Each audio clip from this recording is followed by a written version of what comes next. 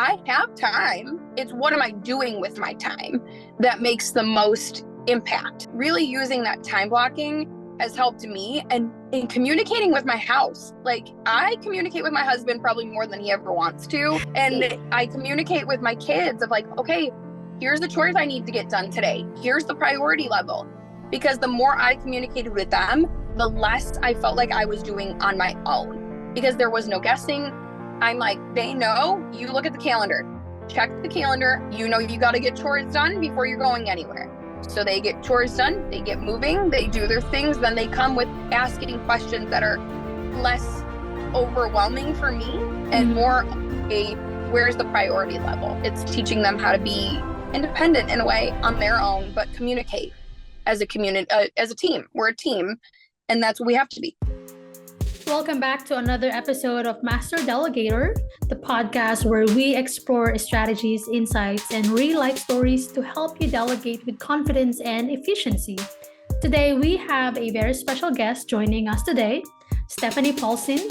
She is a remarkable business marketing strategist and podcast producer who's mastered the art of juggling multiple roles, from nurturing her family to building a thriving business. In today's episode, we're diving deep into time blocking, a game-changing technique particularly beneficial for mompreneurs out there. Stephanie talks about her step-by-step breakdown on how she manages to balance her various roles, from homeschooling her children to running her own business, all while keeping her priorities aligned and maintaining her sanity. Stephanie also shares her journey from a corporate career to becoming a stay-at-home mom, and how setting boundaries, prioritizing her faith, and effective communication have played pivotal roles in her success. If you are looking for actionable advice on how to make time blocking work for you and how to integrate it seamlessly into both your professional and personal life, this episode is a must listen. So get ready to be inspired, take some notes, and find out how you can start effectively managing your time to achieve a balanced and fulfilling life. Let's dive in. Hello, Stephanie. Welcome to Master Delegator Podcast. I'm so glad that I am with you today. I know we met on Threads, and just so people know, I have met so many amazing people on Threads, and you're from there. That's how we met, and I'm so excited to get to know more of you and your business and how you are helping people. So why don't we start with you introducing yourself to me and to the people who's listening to this podcast? Yeah, so my name is Stephanie, and I am a business marketing strategist and podcast producer. So I kind of just work through a systematic structure for your business, so that we're doing it alongside social media. Your social media is not the only way you're going to be marketing, though, because I want you to be able to market and contain your audience outside of that, so that you can have that freedom and that space to be able to grow your business, but still not have to sacrifice your time to do it, so that you're making money, but still being able to be, I'm a mom of 4, so I want to make sure that you can have that joy of being able to have time with your kids and have time at home, and not be stressing about business, but being able to make more money while you're doing all the fun things of your life.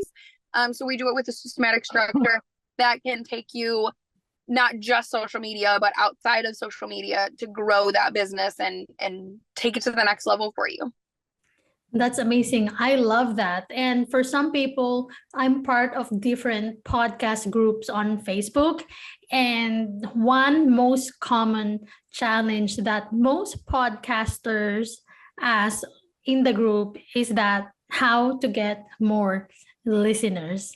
And I believe there are different reasons as to why business owners start their own podcast. Not all people want listeners, that's good if they have that. But for most people that I have met as well, they want to connect with people, and they want to give a platform to other business owners. So I think It's very important as well that when you start a podcast, the purpose of your podcast. Absolutely. Do you feel like that is true since you are the expert in this area? Yeah, I think that that's something that a lot of people like. It's the start to a funnel. A lot of people that I'm talking to, this is the start to their funnel. So we want people to kind of gain trust. They want to keep that momentum, but they're like, well, how do I get more people? And I'm not even gonna lie, I won't even take full credit for this. I'm gonna give credit where it's due. Is that I saw a post recently on Threads where you want to use social media to gain your audience, but your podcast to keep your audience, because that's where they're going to stay. They're going to be engaged. They're actively participating is in your podcast.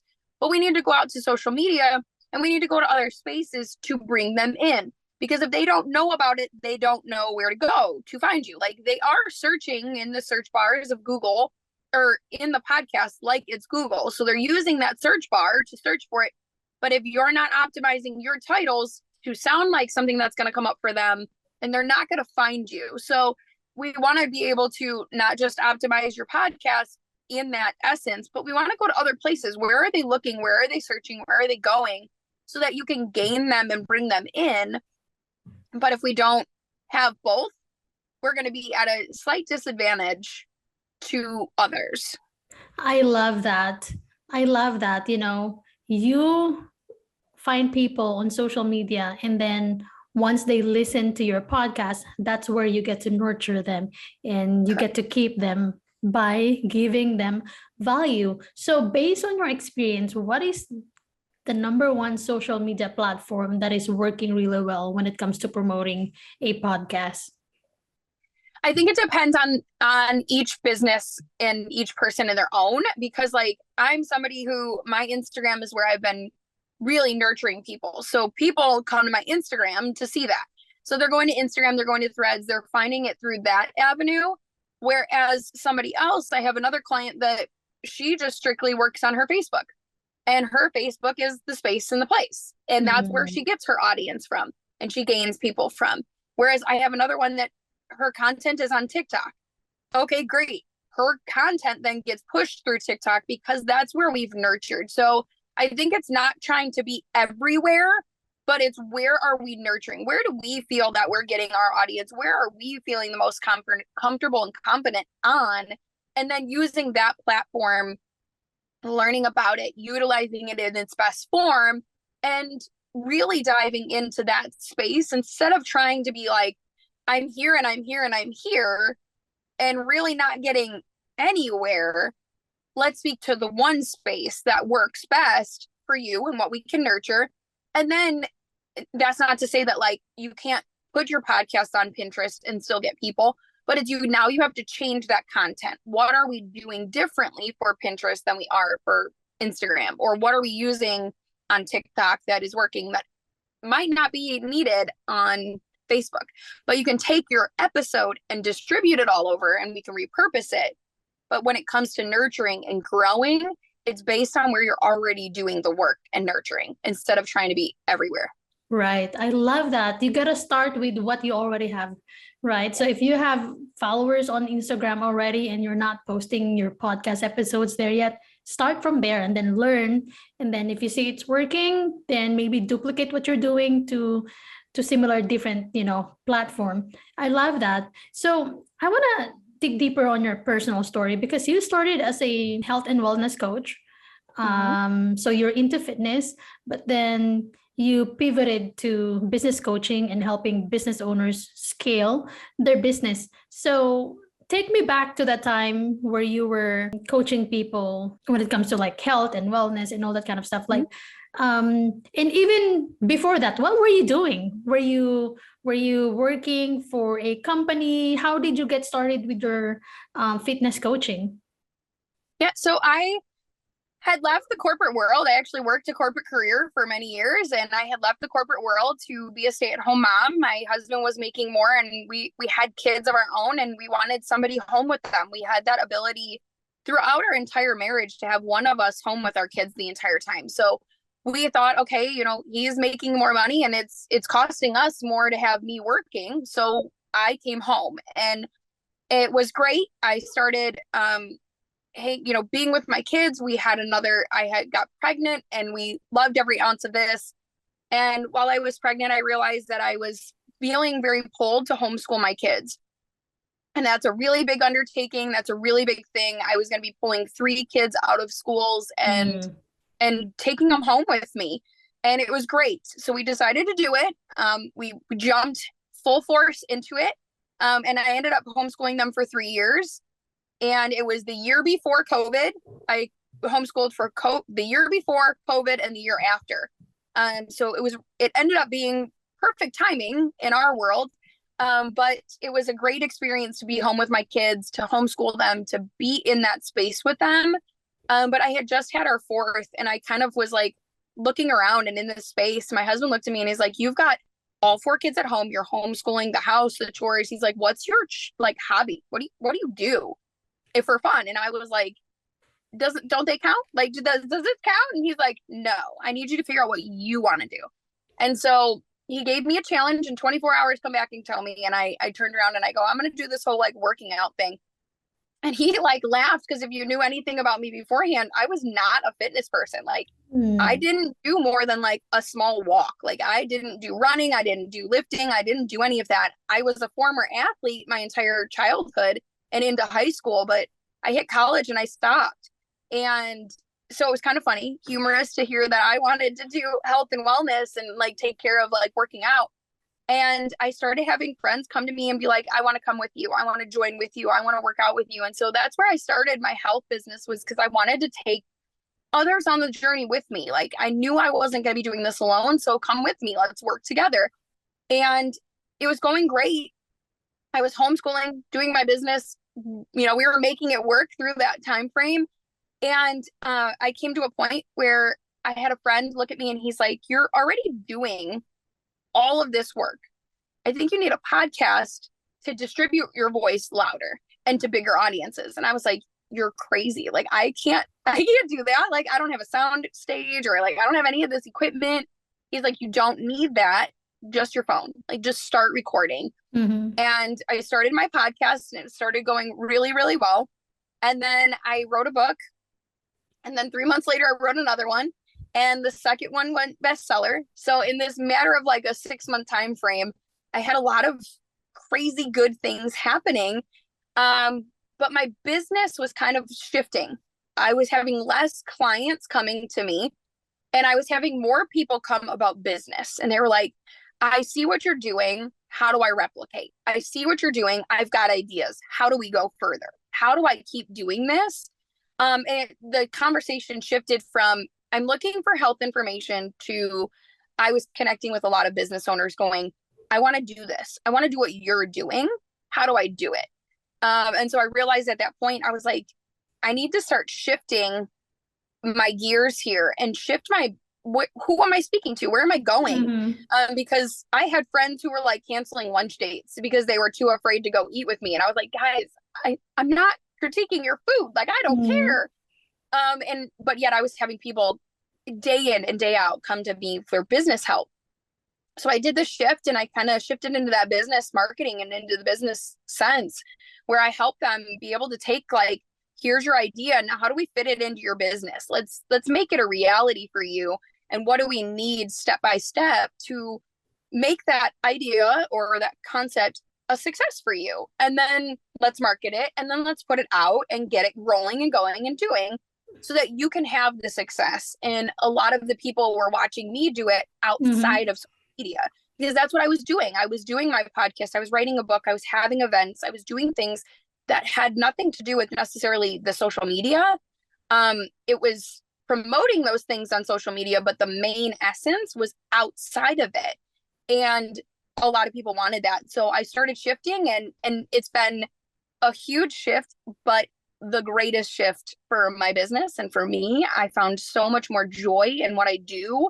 And a lot of people are like, you've kind of fallen into the talent that you just naturally have to see beyond and see that big scale vision of what could be possible. And they're like, you are meant for this. So I'm really glad I did the shift, and I just kind of jumped where it needed me to jump and pivot, so that I can be the most helpful instead of like just dragging my heels and being like, no, this is the space. It's like I had to go with the adjustments and go with the pivot so that I can be where I need to be.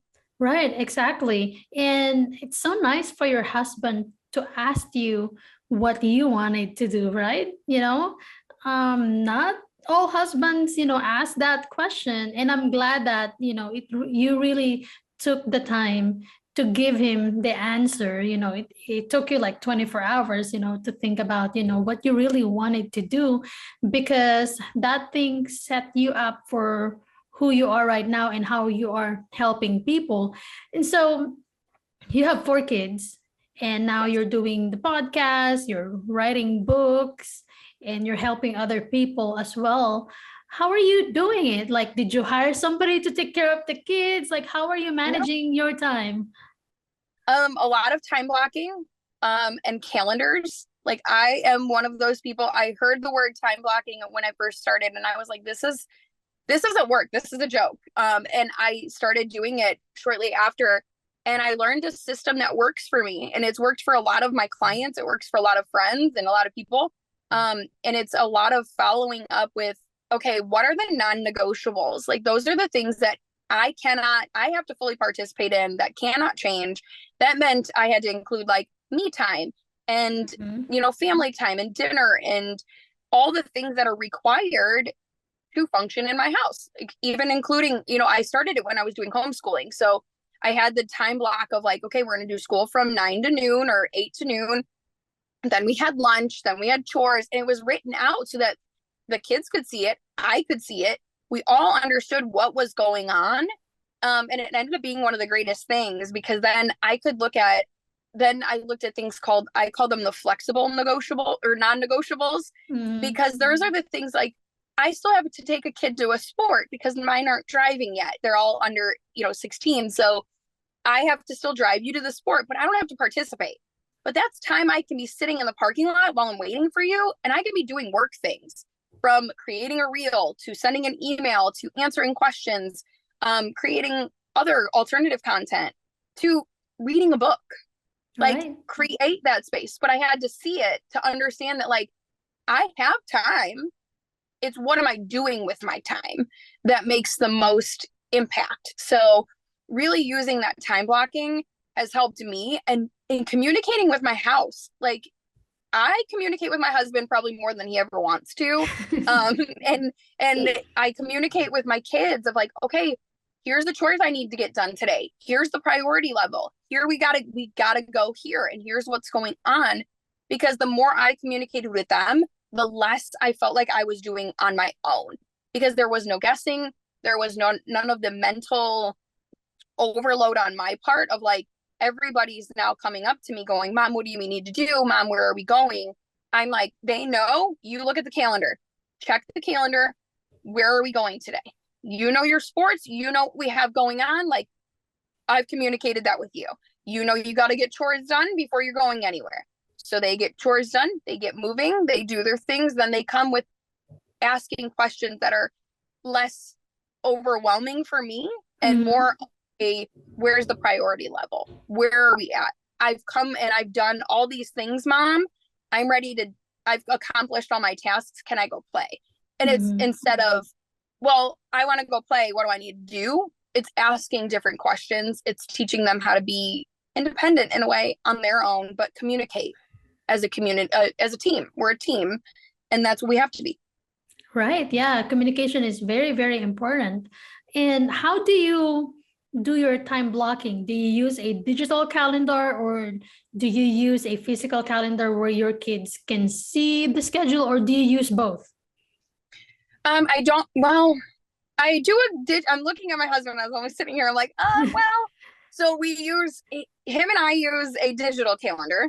So we'll use a calendar that links between the two of us. So anything that goes on, it gets put into the calendar. So he can see, I can see.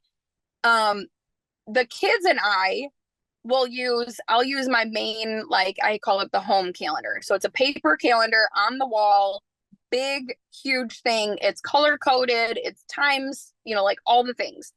And then I have my own time blocking calendar that sits at my desk.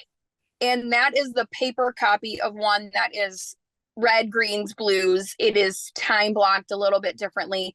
And that one is my time blocking calendar, where it literally will show me what are things that are on repetition, what are things that I like, my work schedule, his work schedule.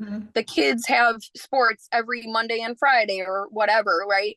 And those are the repeat things are on that one, so that I know, okay, if I have a random doctor's appointment, don't put it in between these things, or pay attention to where I could be putting it, but it sits at my desk so that when I'm going to make appointments or book clients or do anything, I'm usually at my desk doing it anyways. So I love that.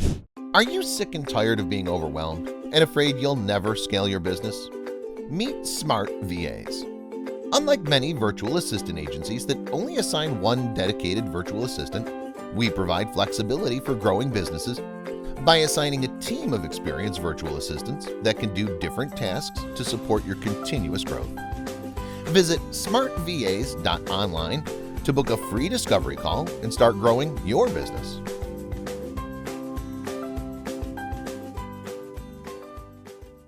I'm pretty sure when you were starting out, you didn't have any idea how to go about all this, So how did you learn to do these things? Did you have a coach, or did you just figure it all out, because you're kind of like forced to figure it all out because you had to? A lot of trial and error. I will be the first one to say it's a lot of trial and error. With my husband and I, the communication thing started early on in our marriage, and it just kind of was a natural thing. Is the more that I communicate, the better it is.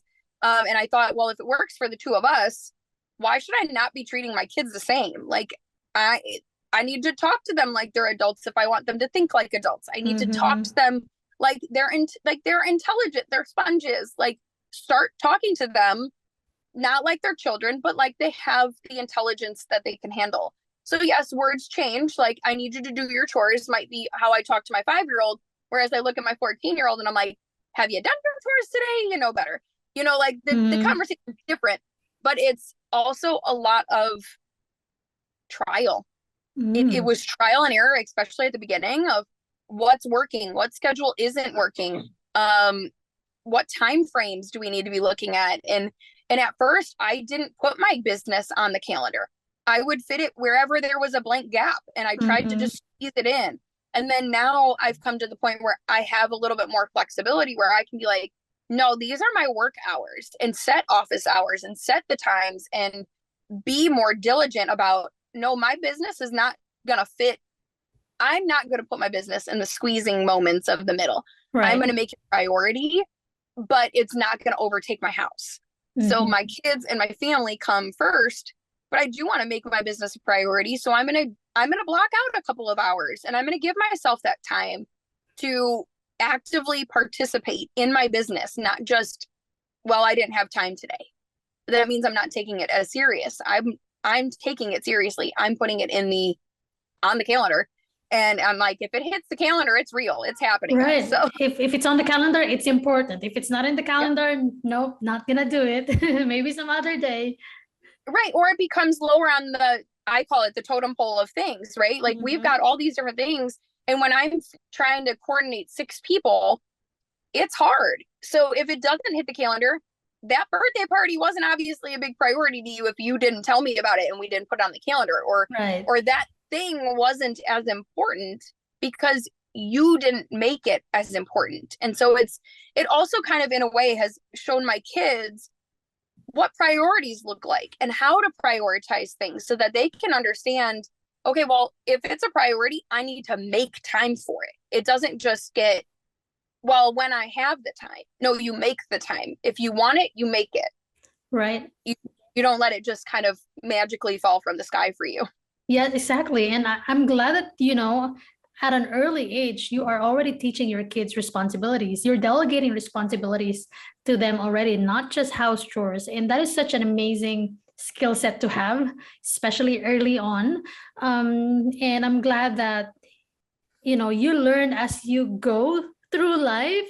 I mean, I don't have kids yet. I have a husband and I have a golden retriever. And even with the two of us, my husband and I, and even our dog, things can get messy already. Imagine having, 4 kids and they go to school and you have to drive them around, So it's not easy. So you know, I can't imagine, I can't imagine the situation that you are in if you don't know how to delegate responsibilities and you don't know how to time block.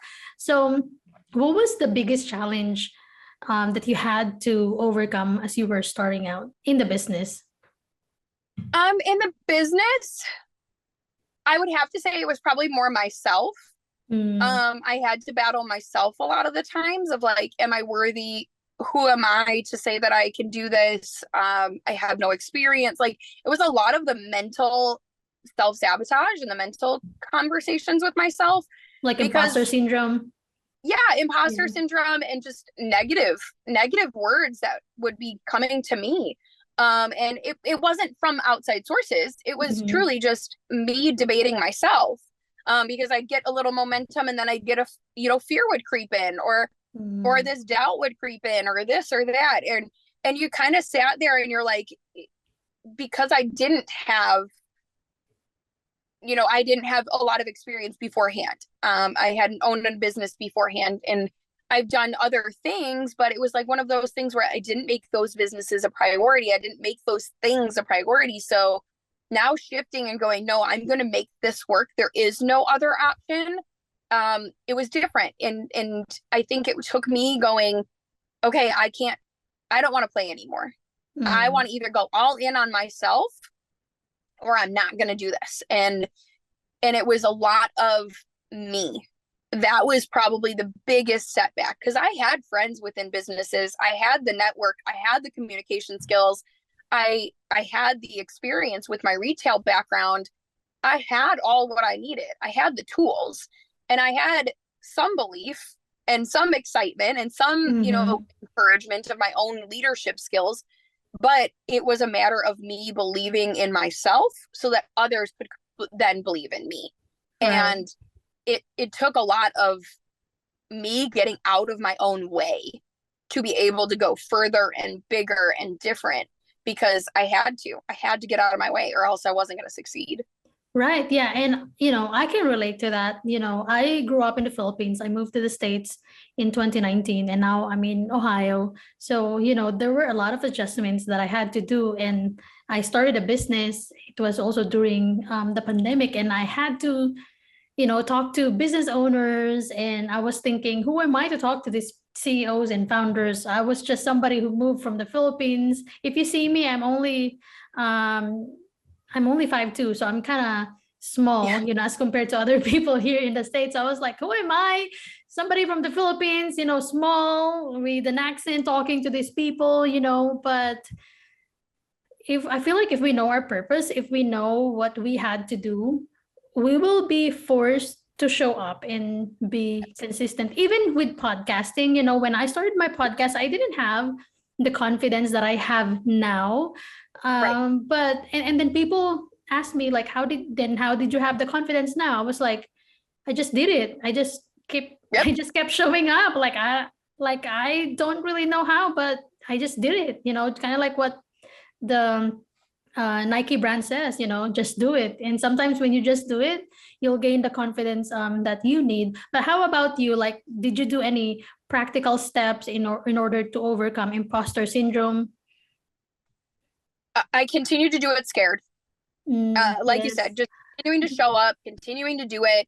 And a lot of I do have to say some of it was a faith-based thing within myself is like, I knew I had a purpose and I was just going to trust that this was where I was being led because I did a lot of prayer over it. I did a lot of internal work, lots of scripture time, lots of the internal healing and progress that I had to go through. And so I prioritized it, but I also had to sit there and go, okay, I'm going to do it. I'm going to trust that I'm being directed in the right way.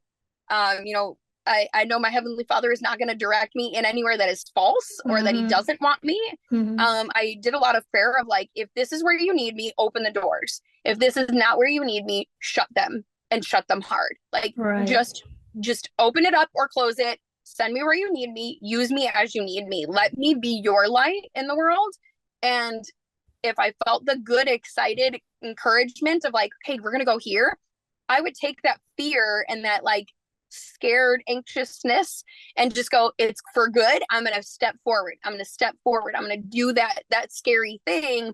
Even if I don't know if I feel like I'm super qualified, or even if I don't know if I feel like I'm everything that anybody, you know, like I was the same way when I started my podcast. I was like, I'm just a mom from Chicago. Like who's going to want to listen to me? And it was what I was putting out. It was the content. It was the reality that you're going to hear my kids in the background. You're going to hear me. I might not look all dolled up every day. It might not be the greatest, but I'm showing up and I'm going to put it out there and I'm going to continue to have faith that it's going to work.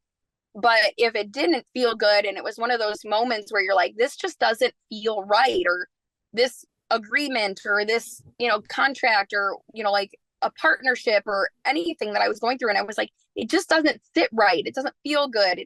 Something's off. I would take that as that door is being shut. Don't go this direction. Close it. Walk away from it. Yeah, I might have made a mistake or two, or stepped down one road that you're like, it felt okay and now it doesn't. But it's lessons learned. I look at it and I go, there is no such thing as failure. It's lessons learned. Okay, now how do we go from here? You know, where do we go from here? How do we go forward from learning that lesson? Because if it's always butterflies and rainbows, what are we learning? Not as much as when we kind of stumble sometimes and we just do it. We do it a little scared and maybe we fumble a little, or maybe it's not 100%, but we're going to learn from that space and learn what we can do, what is possible, the resources, get the things we need to be able to achieve it. I love that. It's not definitely rainbows and butterflies every day. I wish life is like that, right? But I listened to a podcaster. I believe it was from Melissa Helser. I'm not even sure if I'm pronouncing her last name correctly, but she said something like, you know, when you get your heart test and you see the rhythm of your heart, it goes up and down, right? So that's kind of like how life is, you know, it's always up and down, because the ups and downs, it's what gives you life. Because if you have a flat line, then that means you're dead, you're stagnant, you are not growing. So and we should be careful. We should be grateful with the ups and downs, because that's what gives us life and that's what makes us human being. Because if we want just a flat line, then you know, we're not growing at all. We're dead already. So as we wrap up, what advice would you give to mompreneurs out there who are having a hard time organizing their life to the point where their business is not growing, their marriage is not going well either, you know, because it's hard to becoming a mom, right? It's hard being a woman overall, right? And that's why I admire us women, because we can do so many things. We can multitask, and not everybody can do that. You know, women, we have superpowers. We're just wired differently. Of course, there are other things that we cannot do that men can do, right? So what advice would you give to women entrepreneurs out there, especially, you know, mompreneurs who are having a hard time with their personal life and professional life right now? I would start with priorities. Like, write out what you want as priorities. Write out what is like your like dream moment. What is your vision for your life? And that could be with business and home, right? My vision was always that I would be able to be home with my kids and still make money. But I also had this idea that I want to be able to still go on a date night with my husband. I still want a happy marriage. I want freedom. I want time freedom, because I can't get today back with my kids. Right. I can make more money, but I can't get today back from my kids and from my husband. Like, I only have today. So I'm going to do everything I can in my day, but also understanding that there's boundaries, and I'm setting boundaries to succeed in my life. They might make people uncomfortable, but it's what's best for my home and for my family. And so I think that setting your priorities and looking and going, okay, what do I want out of this moment? What do I want out of my life? What do I envision for this space? And then setting the boundaries that, okay, I'm not going to take a phone call after 5, or I'm not going to do, anything business related on a Saturday, or, like start setting those boundaries between yourself and your business, but also yourself and the outside world to be able to get these things accomplished. Don't be afraid to say no. Like, I know that we all want to say yes, yes, yes, especially women. We want to say yes to everything, but don't be afraid to say no. If that doesn't feel right or fit your schedule or doesn't, whatever, say no. If it doesn't, if it works and you have the space and the time and the capacity for it, say, yeah, go for it. But if it doesn't, don't be afraid of no. Like, it's not a bad thing.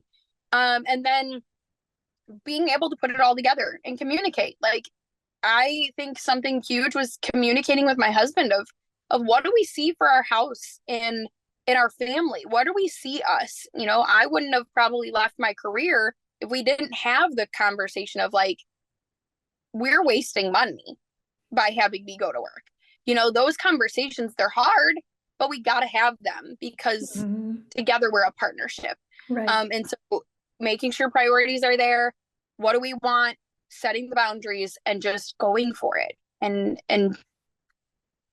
no holds. Like, that's one of those things. I'm like one of those, like, no holds. If you want it, go get it. Achieve the life you have written out for and you want. Right. Exactly. You have full control of your life, right? So you just got to know what you want to achieve, your priorities, and how you are envisioning your life with your husband, your kids, and even, your life in the business. I love that. It's such, sometimes it's, when you hear the word, just priorities, set priorities, people are like, oh, I always hear that all the time. Yes, you hear that all the time, but do you do it? That's the difference. Yeah, there's a difference. You can listen to as many podcasts as you want, all about time management and priorities, but if you're not applying it to your life, you're not going to see improvements and results. Before we go, I'll give you time to promote your business. What service do you offer and who do you help, and where can people find you online? Yeah, so if you go like we said, I'm on Instagram. If you're looking for social media, I'm at Steph Polcyn. So you can find me on social media there.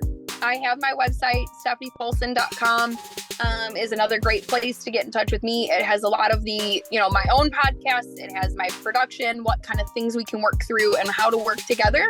I do one-on-one of like coaching. How do we find your own authenticity, and what is your superpower? What can you do? How do we put it into your business, and how do we make all of this flow together? And then I also do, like I said, the podcast production and book production. So we sit down, we do the actual production of your podcast or your book, whichever one you're looking to do, and create that system outside of social media with your funnels and the ways that we want to retain our clients. But we also then promote, and we create that system of how do we promote. So I can do group coaching or that coaching facility or the actual production end of it. Either way, but you can reach me on either of your, the social medias, or my website is easier. Awesome. Thank you so much for your time today, Stephanie. It was a great conversation. Yes. Thank you for having me.